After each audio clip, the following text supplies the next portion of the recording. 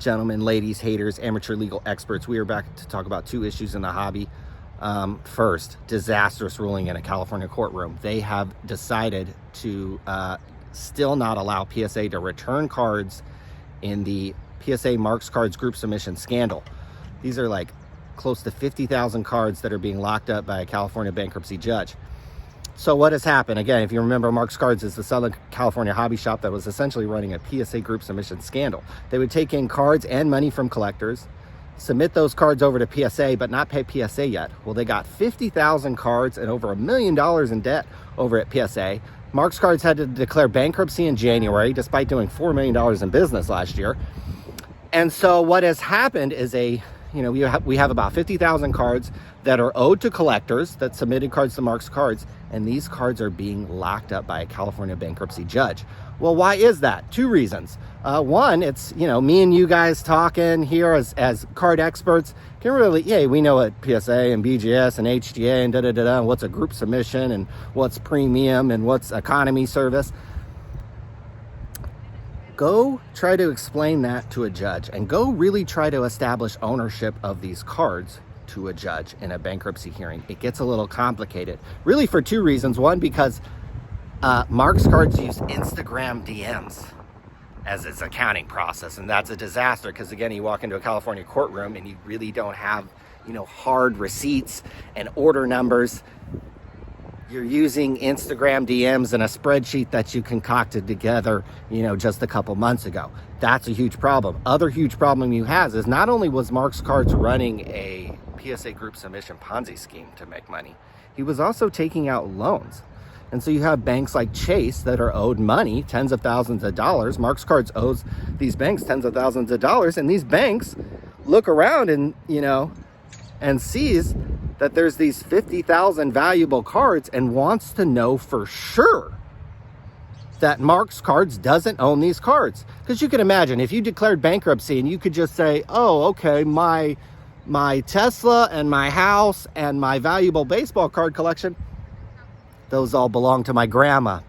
So you could declare bankruptcy, and then after you declare bankruptcy, just go pick up your house, go pick up your Tesla, and go pick up your baseball card collection from your grandma. So you can see why this gets very complicated when we get in a court of law situation. Very, very complicated. And if you remember, I did a video a couple weeks ago where I talked about this, that gosh, when you start talking about court and proving stuff, it gets very, very complicated. And there were people in the comments, little amateur lawyers, and maybe even some real lawyers, hopefully not, were talking about, oh, this is open and shut, the judge will just sign off on it. No, that didn't happen. So we've got huge problems. PSA has got to go back to the drawing board, file another motion, pay lawyers thousands of dollars to do this. So again, it calls into question these group these other large group submitters. If they ever go bankrupt, they're going to be in the same problem that Marx Cards was. It also calls into question these vault services. What if somebody like PWCC goes bankrupt? And creditors and little bankruptcy lawyers start looking around at all those cards in the vault and start questioning the ownership of those. So that needs to be tightened up. I think the vault services, I think every group submitter, they really need to start tightening these things up so that if a disaster happens, your cards aren't being held and locked up by some liberal California judge. So we've got big problems. PSA's got to file another motion. I don't know about you, but I'm out here in California, and things move fast out here, but the wheels of justice kind of move slow. So these people who have been waiting on these cards, these 50,000 cards, could be waiting months, wait for it, if not years, for these cards. So we've got disaster.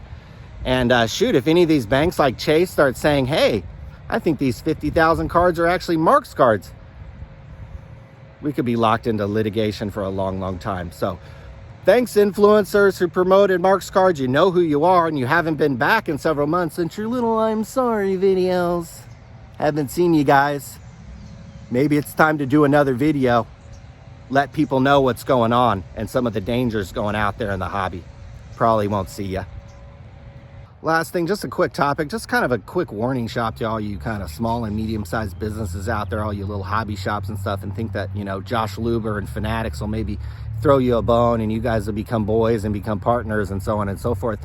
I just want to tell you that I remember walking around the 2018 Las Vegas sports licensing convention show. I'll show some pictures of it here. It's kind of basically kind of a national size kind of thing with everything under the sun, sports licensing, you know, clocks, hats, any kind of trinket that has a sports logo on it was kind of in this building.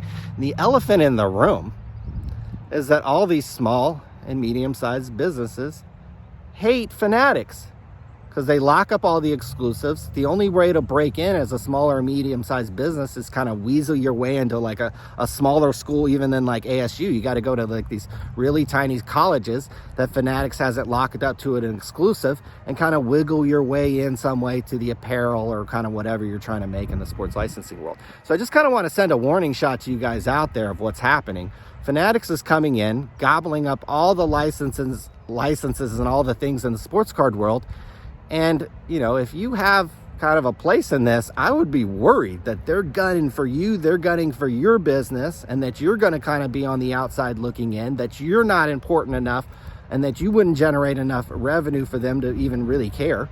They're hiring people from Adidas and from outside the sports card world that don't know you, that won't care about you, that won't care how long you've had your hobby shop in Colorado open.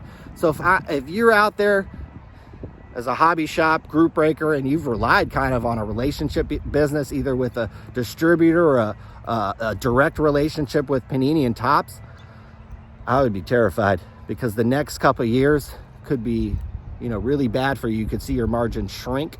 Hey, you may be able to get some of this Fanatics products, but your margin is going to go from whatever it was, 150%, 30% down to probably into the single digits, I would imagine, as being this middleman that Fanatics wants to cut out. So I just want to kind of warn all you guys out there, kind of pat Josh Luber on the back and kind of pat Fanatics on the back, are going to kind of like, you know, stroking these guys in a sense.